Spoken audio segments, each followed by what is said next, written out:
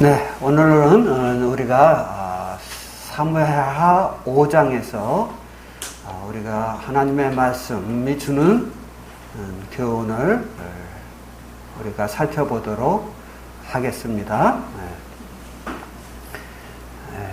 자, 구약성경 사무엘하 5장에 있습니다. 찾아보시고요. 자, 그러면 좀 몇 절 읽겠습니다. 사무엘하 5장 3절을 보겠습니다. 이에 이스라엘 모든 장로가 헤브론에 이르러 왕에게 나오매 다윗 왕이 헤브론에서 여호와 앞에 그들과 언약을 맺으며 그들이 다윗에게 기름을 부어 이스라엘 왕을 삼으니라. 다윗이 나이가 30세의 왕위에 올라 40년 동안 다스리되 헤브론에서 7년 6개월 동안 유다를 다스렸고 예루살렘에서 33년 동안 온 이스라엘과 유다를 다스렸더라 하는 말씀 5절까지 읽었습니다. 우리는 오늘 이제 사무엘하 5장을 통해서 주의 말씀은 반드시 이루어진다 이런 주제로 좀 교제를 할까 합니다. 우리가 사무엘상에서 이제 다윗이 어린 소년이었을 때 기름 부음을 받습니다. 그가 기름을 부음 받을 때에 그의 나이가 몇이었냐 하는 것은 성경에 구체적으로 기록되어 있지는 않아요. 하지만 이제 우리가 성경에 나타난 여러 말씀들, 특히 이 사무엘하 5장의 방금 읽은 내용의 말씀을 역추적해서 이렇게 살펴보면 이제 그의 나이가 한 17이나 18쯤에 기름을 부음을 받지 않았는가 이렇게 유추해 볼 수가 있습니다. 그래서 이제 그가 기름 부음을 받고 나서 사울 왕에게 어려움을 당하죠. 사울 왕이 다윗을 죽이려고 예를 씁니다. 그러기를 한 10여 년이 지났죠. 다시 말하면 무엇이 다윗이 어떤 잘못이 있어서가 아니라 하나님께 기름 부음을 받고 하나님을 사랑한다는 이유로 저가 고난을 많이 겪습니다. 그런데 그 세월이 몇 년? 약 10년 정도가 돼요. 그리고 이제 저가 약 10년이 지난 후에 그 이스라엘의 유다 지파의 왕이 돼서 약 7년 반 정도를 섬깁니다. 그리고 7년 반쯤 됐을 때 하나님이 약속하신 이스라엘의 12지파의 왕이 됩니다. 그래서 약 20년 후에 하나님의 약속이 저에게 이루어지는 것을 볼 수가 있습니다. 그런데 다윗이 기름 부음을 받고 맨 처음에 2, 3년 정도는 사울 왕과의 관계에서 좋았어요. 그러나 다윗이 이제 골리앗을 물리치고 난 이후에 저가 다윗 그 사울 왕의 사이로 들어가게 됐죠. 그러면서 사울 왕의 미움을 받게 되고 결과적으로는 저가 이제 도망자의 신세가 되는 것입니다. 도망자의 신세로 약 10여 년을 살았어요. 그런데 지금 민주주의 사회도 아니고 왕권 사회에서 왕이 어떤 백성 하나를 죽이려고 작정을 했다고 하면 그가 살아남을 수 있을까요? 우리는 다윗이 살아남았으니까 뭐 살아남을 수 있지 이렇게 생각할 수 있을런지 모르지만 그런 것은 아닙니다. 왜 아니냐면 다윗이 사울 왕의 손에서 살아남을 수 있었던 것은 하나님께서 특별히 저와 함께 하셔서 저를 보호하시고 저를 지켜주신 연고이지 사울 왕이 뭐 능력이 없어서 예를 들어 사울 왕이 다윗을 뭐 죽일까 말까 뭐 이런 식으로 마음의 결심이 분명치 않아서 그렇게 된 게 아니라고 하는 것이죠. 그러니까 사울 왕의 절대적인 이제 쫓김을 받으면서 10여 년을 지난다고 하는 것은 다윗 왕에게 있어서 정말 고통의 시간이 아닐 수가 없었을 것입니다. 그리고 그와 같은 시간 속에서 저가 어떤 생각을 했을까요? 내가 정말 하나님께서 선택한 자가 맞아? 내가 정말 이스라엘의 왕이 되는 게 맞아? 이런 생각이 들었겠어요? 안 들었겠어요? 들었을 거예요. 왜냐하면 그 말씀 속에 보면 사망과 나 사이는 한 걸음뿐이니이다. 그런 고백을 하거든요. 한 걸음만 내디디면 내가 죽을 수도 있고 또 하나님이 보호하시면 살 수도 있는 이런 절박한 상황 속에서 저가 살았거든요. 그렇다고 저가 무슨 큰 부유한 자로서 뭐 재산을 많이 가지고 그 재력으로 뭐 버티는 그런 사람도 아니잖아요. 쫓겨다닐 때 먹을 것이 없어서 제사장이 먹는 떡으로 끼니를 때워야 하는 이런 어려움을 겪는 경우도 있었고 여러 뭐 일일이 다 열거할 수는 없었지만 많은 어려움이 있었어요. 그래서 이스라엘 사람들 중에 과연 다윗이 이스라엘의 왕이 될 수 있을까? 라는 의문을 가진 사람이 한두 명이 아니었으리라고 저는 생각을 해요. 이 말씀을 가만히 묵상하면서 생각한 것은 우리가 이제 뭐 지나간 역사니까 하나님이 이 다윗을 기름 부으시고 왕을 삼으셨네 이렇게 생각할 수 있지만 다윗의 어린 시절서부터 그가 성장해가는 과정 속에서 당한 여러 형태의 고난을 보면 그 누구도 과연 하나님의 말씀대로 다윗이 왕이 될 수 있을까? 하나님이 사울 왕을 버렸다고 하나 사울 왕의 권세는 여전히 기세등등하고 다윗은 여전히 쫓기는 자로 오늘 죽을지 내일 죽을지 모르는 환경 속에 거했잖아요. 그런 것을 보며 아마 하나님의 말씀이 다윗에게 응하여 왕이 된다고 하는 것은 그것은 희망사항이지 현실이 될 수는 없어. 이런 생각을 한 사람들이 아마 많았을 것입니다. 다윗 자신도 아마 그랬으리라 생각을 해요. 그러나 우리가 읽은 본문 말씀 사무엘하 5장 3절에 보면 이스라엘의 모든 장로들이 헤브론에 이르러서 다윗 왕에게 나와 다윗으로 하여금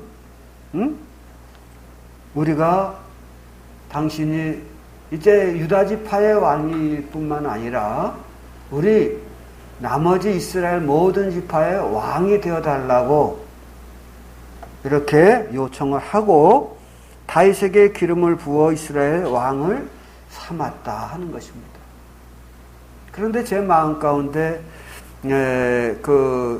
깊이 생각되어지는 것은 다윗이 왕이 되기 위하여 힘써 노력한 부분이 별로 안 보인다는 거예요. 여기서도 이스라엘 장로들이 나와서 저들이 다윗에게 기름을 부어 왕을 삼는 것이지, 다윗의 권세에 눌려서 이스라엘 장로들이 마지못해 저를 왕으로 삼는 모습이 아니다 그 말이에요. 우리가 뭐 삼국지 같은 데서 보면 조조라든지 이런 많은 영웅들이 스스로 왕으로 황제로 자기를 등위시키잖아요. 응? 그러나 여기 다윗을 보면 다윗이 그렇게 하질 않아요. 다윗은 하나님께서 저를 왕으로 세우심에 왕이 되는 그런 모양으로 나타나고 있는 것을 볼 수가 있습니다. 그러면 이제 우리가 이런 말씀을 보면서 얻는 교훈은 뭘까요? 다윗만 왕이냐 하는 거지. 예? 우리가 성도들에 관하여 주님께서 말씀하시기를 곳곳에서 많은 말씀을 하셨어요. 우리 한 말씀 봅시다. 디모데 후서 디모데 후서 2장에 보면 11절 미쁘다 이 말이여 우리가 주와 함께 죽었으면 또한 함께 살 것이요 참으면 또한 함께 왕노릇 할 것이요 우리가 주를 부인하면 주도 우리를 부인하실 것이라 이러죠. 예. 미쁘다 이 말이요 라고 말씀하시면서 우리가 함께 왕노릇 할 것이다. 누구와? 주님과 함께 왕노릇 할 것이다 하는 것이죠. 이 장에서 우리는 무엇을 듣습니까? 우리가 충성된 증인들이 되어야 함을 이야기합니다. 우리는 그리스도의 좋은 병사로서 살아가야 할 것을 말씀을 합니다. 뿐만 아니라 경계하는 자로서 하나님의 법대로 경계해야 한다고 하는 것을 듣습니다. 또 농부가 곡식을 먼저 받는 것처럼 우리가 하늘나라의 여러 신령한 복들을 먼저 받을 것을 이야기를 하십니다. 그러면서 말씀하시기를 우리가 누구냐? 그리스도와 함께 죽었고 그리스도와 함께 살아난 자들이 아니냐. 그와 같이 우리들이 주와 함께 왕노릇 할 것이다 라는 약속을 받고 있는 것입니다. 다윗에게 기름 부음을 받아 내가 장차 왕이 되리라 하신 그 하나님께서 우리에게 왕노릇 할 것이라 이런 말씀을 하십니다. 성경에는 왕노릇 할 것이라고 하는 말씀이 많이 있습니다만은 우리 계시록으로 넘어가서 한 말씀만 더 보십시다. 계시록 22장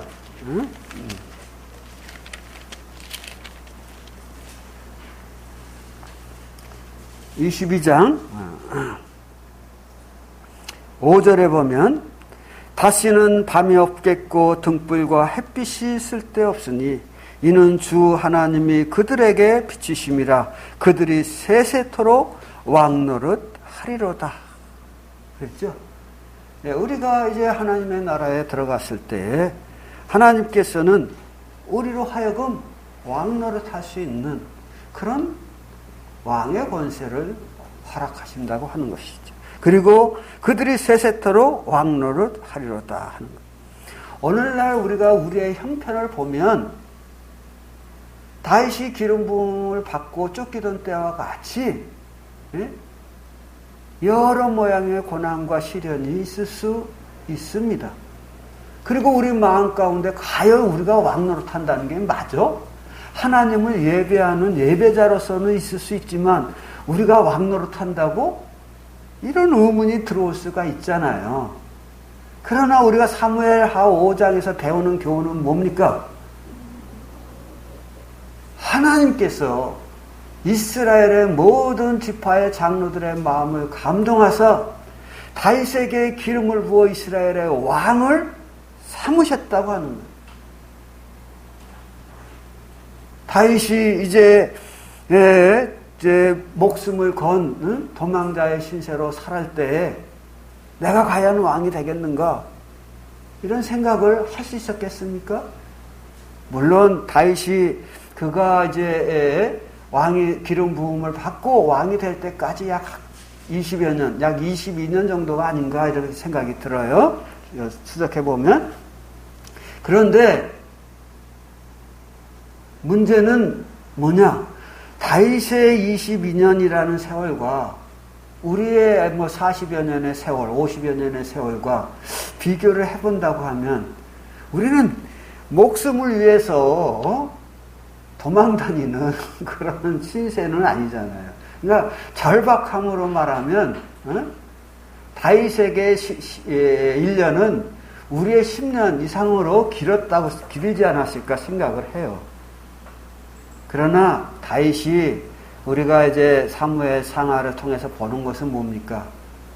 자기를 죽이려고 쫓아다니는, 다른 말로 표현하면 다윗이 왕되지 못하도록 역사하는 사단의 권세를 앞에서도 그는 그 사단의 권세 앞에서 자기를 죽이려고 덤벼드는 자들을 용서하면서 그 하나님을 여전히 앙망하잖아요. 하나님을 앙망한다는 건 뭐예요? 하나님에 대한 믿음을 계속 갖고 있는 거죠. 성경은 뭘 말씀하니까? 우리가 믿음으로 인내할 필요가 있다. 하나님의 말씀에 대한 신뢰를 가지고 인내할 필요가 있다고 말씀을 합니다. 왜? 주께서는 하루가 1000년 같고 1000년이 하루 같은 이 한 가지 사실을 잊지 말아라 하고 베드로 사도를 통해서 우리에게 말씀하셨기 때문입니다. 주의 약속은 어떤 이에 더디다고 생각하는 것처럼 더딘 것이 아니다. 오직 우리에 대하여 오래 참으시고 아무도 멸망치 않도록 그리고 다 회개하여 구원에 이르기를 원하시는 마음 때문에 주님의 약속이 우리에게 좀 더딘 것뿐이다. 그런 얘기입니다. 다른 말로 표현하면 우리는 주님의 오심을 기다리고 있습니다. 그리고 주님이 오실 때 우리는 영광의 몸으로 변화될 것을 소망하고 있습니다. 그리고 그 후에 우리는 왕노릇할 것을 믿습니다.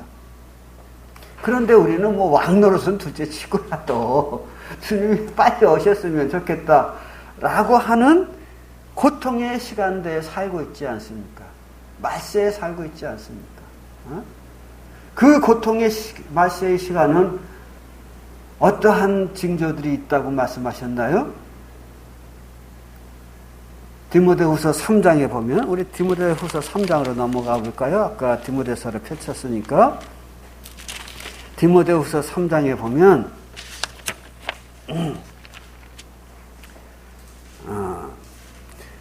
1절 너는 이것을 알라 말세에 고통하는 때가 이르러. 그 말세에는 고통하는 때가 이른다는 거예요. 이 고통은 누구에게만 오는 걸까요?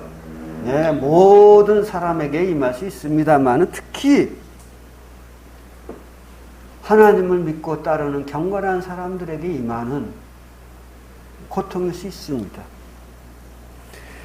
여기 보면은 그 고통의 형태를 이야기합니다. 사람이 자기를 사랑하며 돈을 사랑하며 사람들이 자기를 사랑하는 남을 사랑해야 되는데 그래서 더불어서 살아가야 기쁨이 있고 평안이 있고 마음에 무엇이 있어요? 만족이 있는데 남을 사랑하기보다는 자기만 사랑하는 거야. 개인주의가 아주 팽배해지는 이런 사회 속에서 산다 그 말이에요. 그래도 우리나라는 정의라고 하는 문화가 있어가지고 남에게 이렇게 배려하는 이런 그런 문화권 속에서 살아요. 그러니까 유럽이나 저기 어디야 그 미국이나 이런 개인주의가 팽배한 나라에 있는 사람들이 한국에 오면 놀라는 것 중에 하나가 뭘까요? 정이라고 하는 개념을 그들이 잘 이해를 못했다가 한국에는 자기 나라에 없는 이 정이라고 하는 문화가 있는 것에 대해 놀라는 거예요. 근데 자기를 사랑하는 자들이 있는데 그래도 한국은 상대를 좀 배려하는 그런 게 있거든요. 어쨌든 그러나 한국도 어때요? 지금은 이 사회가 점점 복잡해지고 다양해지고 다양한 문화가 들어오면서 자기를 사랑하는 이런 개인주의가 점점 사회를 지배하는 것을 보게 됩니다. 그리고 돈을 사랑하며 자랑하며 교만하며 비방하며 모욕하며 감사치 아니하며 이렇게 나오잖아요. 여기 제가 이제 뭐 여러 가지 이야기 할 수 있겠습니다만 시간상 말세에 나타나는 특징 중에 하나가 뭐예요? 부모를 거역한다는 거죠. 옛날에는 어땠어요, 우리가? 부모님 말씀이면 그냥 하나님 말씀 정도는 아니래도 마땅히 들어야 할 말씀이라고 생각하잖아요. 그래서 순종해야 된다고 생각을 했잖아요. 부모한테 거역하는 놈은 호로 자식을 가르쳐주고 효도는 모든 인격의 근원이다. 이런 사상이 지배적이었는데 개인주의가 팽배하면서 어때요? 부모를 거역하는 걸 넘어서서 부모를 죽이는 이런 그 모습들이 말세에 나타난다는 거죠. 우리는 말세 그러면 뭘 생각하나요? 우리가 이제 알고 있는 말씀에 있는 대로 저체의 기근과 지진과 언역, 전염병이 넘쳐나리니 우리는 그런 말씀만 생각하잖아요.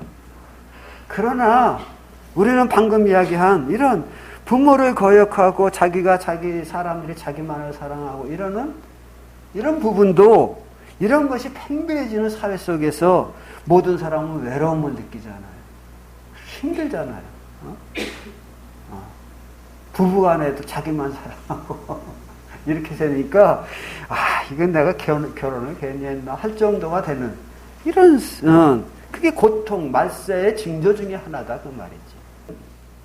말씀드리고자 하는 것은 뭐냐면 여기 뒤쪽으로 쭉 내려가서 보면 4절에 쾌락을 사랑하기를 하나님 사랑하는 것보다 더하며 우리는 그래도 신앙인으로서 이렇게 매주 예배를 드리고 이러니까 쾌락을 쫓아 나가는 사람들의 삶에 대하여 잘 이해하지도 못하고 또 그들이 어떤 삶을 사는지도 잘 몰라요.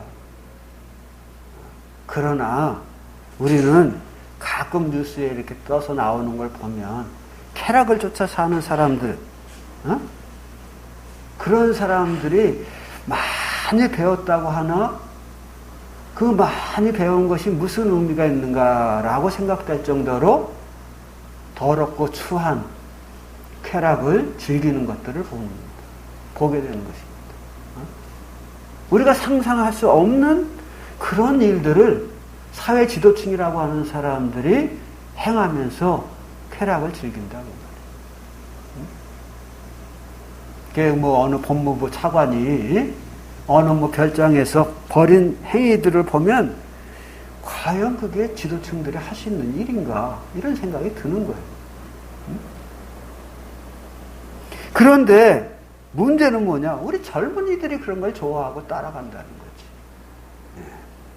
그게 말세의 또 하나의 징조다. 그러니까 사람들이 쾌락 사랑하기를 하나님 사랑하는 것보다 사랑할 리는 하나님을 사랑해야 되는데 하나님은 제쳐놓고 어느 날 대놓고 하나님을 욕하는 세대가 언제입니까? 오늘날 세대예요. 말세의 징조 중에 하나죠. 옛날에는 하늘에 대해서 함부로 말하지를 않았어요. 사람들의 양심이 그래도 살아있었고 겸손했기 때문에. 그러나 오늘날은 어때요?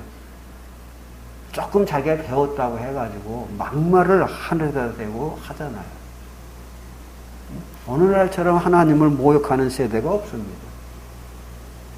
이런 것도 말세의 징조 중에 하나지. 5절에 보면 뭐래? 경건의 모양은 있으나 경건의 능력은 부인하는 자니 그랬어요. 많은 종교인들이 그 종교의 규례를 따라서 경건한 삶을 살아야 되는데 그런가요? 그렇지 않아요.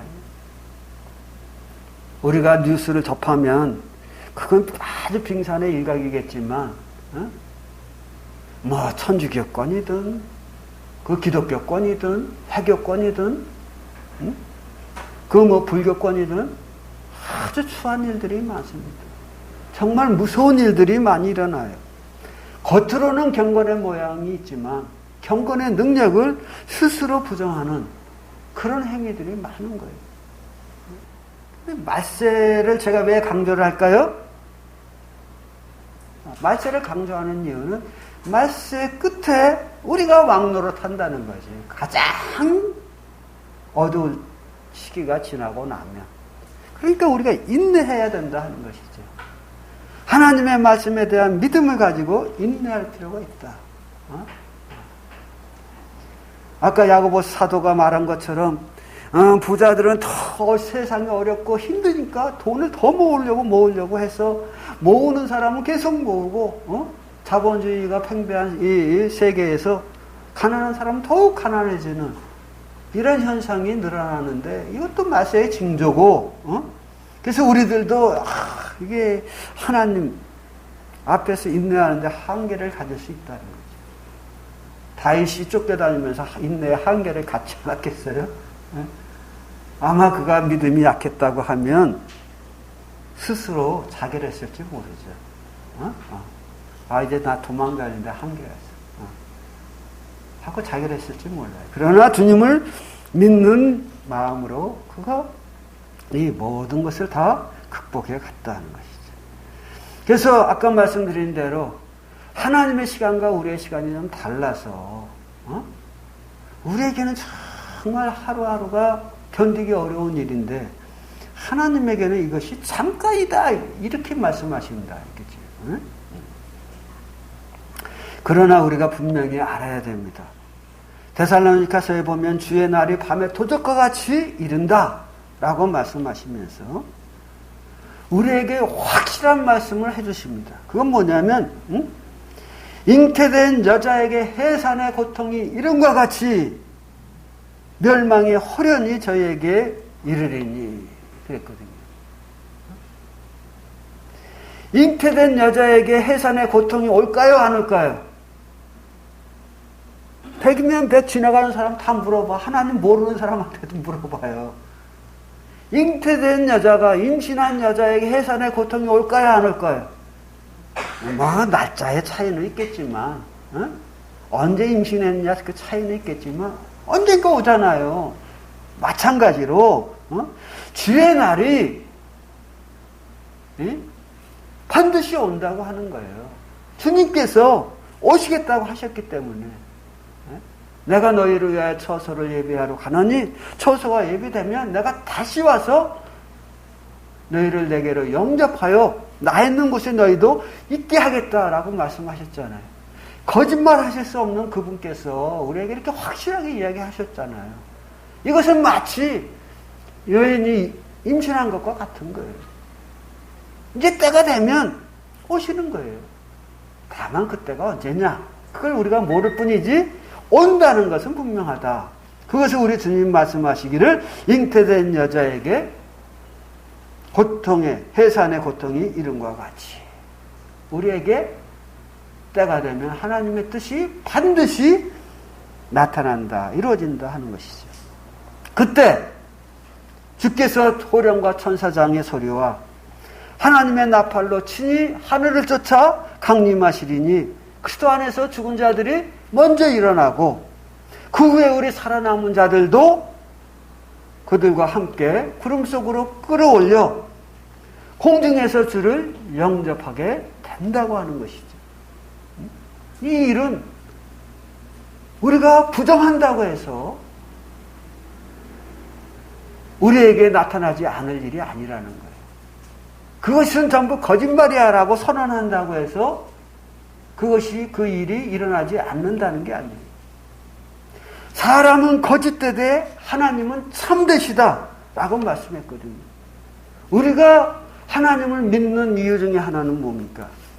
그분이 참되시기 때문에, 진리이시기 때문에 우리가 믿는 것 아닙니까?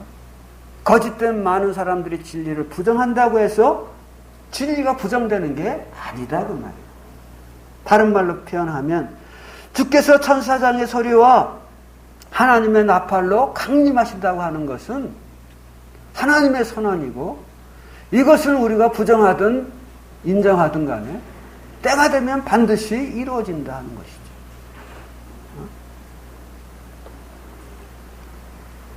저는 이제 말씀을 전에부터 대하면서 한 가지 마음에 있었던 말씀이 있었어요. 그게 뭐냐면, 이 천국 복음이 모든 민족에게 증거되기 위하여 온 세상에 전파되리니 그때야 끝이 오리라 하는 말씀이었어요. 이걸 이제 뒤집어서 말하면 세상의 끝은 언제 온다? 복음이 온 세상에 전파된 다음에 온다는 거죠.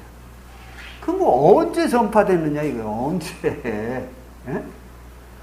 해교권은 철저하게 그냥 이 기독교 선교사들이 들어오는 것 자체를 막고 있잖아요. 왜 북한 같은 데도 철저하게 막 공산주의 사상으로 막고 있잖아요. 중국도 마찬가지고 여러 나라들이. 그런데 오늘날은 어떻습니까? 그래서 주님 오시려면 내 생에는 안 오겠구나. 언제 그 땅에 거기 가서 복음이 전파된대? 그 복음 전파되려면 앞으로도 몇백 년 후나 될래나 모르겠네. 이렇게 생각을 했어요. 그런데 요즘에는 생각이 달라졌어요. 왜 달라졌냐? 요즘에는 인터넷, 쉽게 말하면 우리 노인들이 잘 보는, 젊은이들 잘 보는 유튜브 이런 것들, 이런 것으로 인해서 선교사가 안 가도 지네들이 찾아서 봐. 자기들이 찾아서 봐. 이 땅이나 저 땅이나 어느 민족이나 어느 사람들이나 젊은이들 다들 어떻게 해요? 인터넷에 빠져서 살아. 거기서 접하는 거예요. 복음을 접하는 거예요. 각양의 형태로 하나님이 증거되고 있고. 그러다 보니까 우리는 눈에 보이는 것을 통해서 판단하려고 하는데, 눈에 보이지 않는 인터넷이라고 하는 세계를 통해서 온 땅에 복음이 전파되고 있더라고 말이지. 그럼 지금 맞서 아니냐는 거죠. 자, 정리하자고 하면, 이제 다윗이 결국 하나님의 은혜로 왕이 됐습니다. 이제 우리가 왕이 되는 시간도 우리 주님과 같이 영광스러운 몸으로 변화되는 날, 것도 이제 머지않았습니다. 잠시 잠깐이면 이루어질 것입니다. 우리 이제 사무엘하 5장으로 다시 넘어가 봅시다.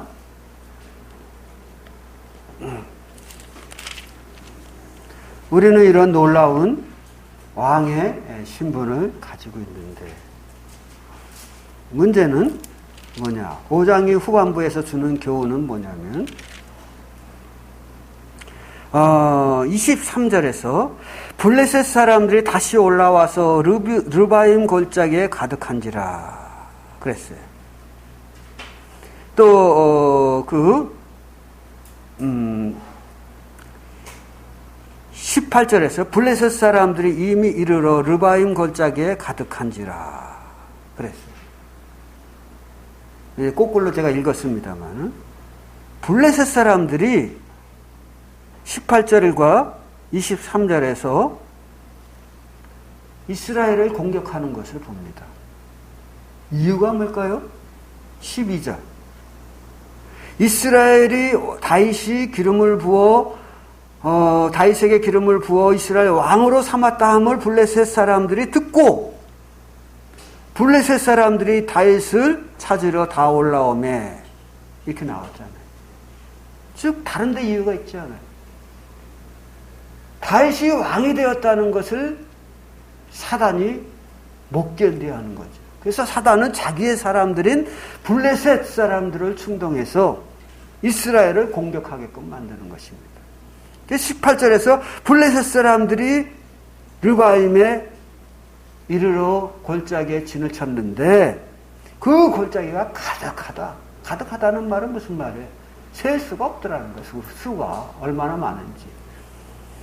그 전쟁에서 다윗이 19절에서 여호와께 여쭙고 나아가 싸워서 이겼습니다. 그런데 블레셋이 그것으로 패하고 나서 이제는 아이고 안 되겠네 하고 포기했을까요? 아니에요.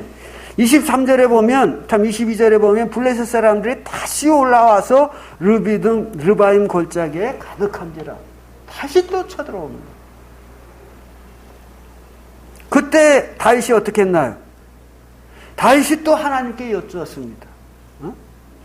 다윗이 19절에서 여호와께 여쭈어서 전쟁에 승리했잖아요.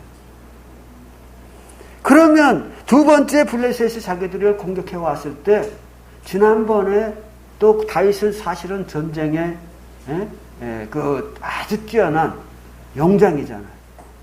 그러니까 자기 생각을 따라서 블레셋을 칠 수 있을 수 있어요.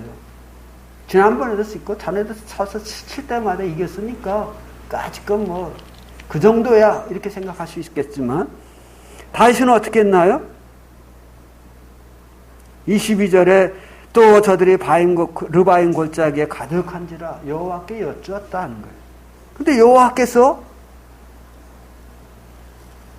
대답하시기를 첫 번째 작전과 다른 작전을 다윗에게 주시는 거예요. 첫 번째 작전은 올라가서 정면으로 싸울 것을 말씀하셨지만 24절에서는 뒤로 돌아가서 이렇게 나와요. 그리고 그 뽕나무 꼭대기에서 걷는 소리가 들리거든 이렇게 해요. 그 많은 군사들이 걷는 소리, 그 많은 군사들의 걷는 소리가 들리거든 공격하라는 거지. 응? 그때 여호와가 너보다 앞서 나아가서 블레셋 군대를 치라 그랬어요. 이 말씀을 보면 여호와가 너보다 앞서 나아가 이런 말씀을 보면 그 군대의 많은 걷는 소리들, 그것은 바로 하늘에 있는 천군들의 발걸음 소리가 아닌가. 위로부터 군대가 걸어가는 소리를 들을 때 너는 공격하라는 거지. 여호와의 군대가 먼저 간 후에 네가 공격해라. 그래서 그 여호와의 명대로 함에 저가 블레셋을 완전히 진멸했다는 거예요. 그래서 우리가 하나님의 왕으로서 살아가려고 하면, 신분을 가지고 이제 살아가려고 하면 사단은 자기의 사람 사울을 통해서 다윗을 계속 공격한 것과 같이 우리를 공격할 것입니다. 또 블레셋을 통해서 계속 공격한 것과 같이 우리를 공격할 것입니다. 한 번으로 끝나는 게 아니에요. 그때 우리는 어떻게 해야 될까요?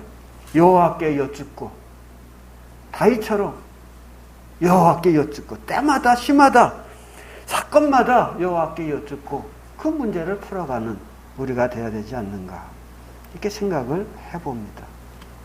그래서 우리는 이제 다윗이 당한 이런 일들을 보면서 다윗에게 하나님의 말씀이 이루어진 것과 같이 우리에게 이루어지고 또 우리가 이제 하나님께로부터 축복받은 자에게 사단은 우리를 하나님께로부터 끊어지고 실패하는 자로 만들기 위하여 여전히 공격할 것이다 하는 거죠. 그때 우리는 어떻게 해야 되나요? 여호와께 의지하여 이 모든 시간들을 잘 극복해가는 이런 믿음의 사람들이 돼야 되지 않느냐 하는 것입니다. 감사합니다.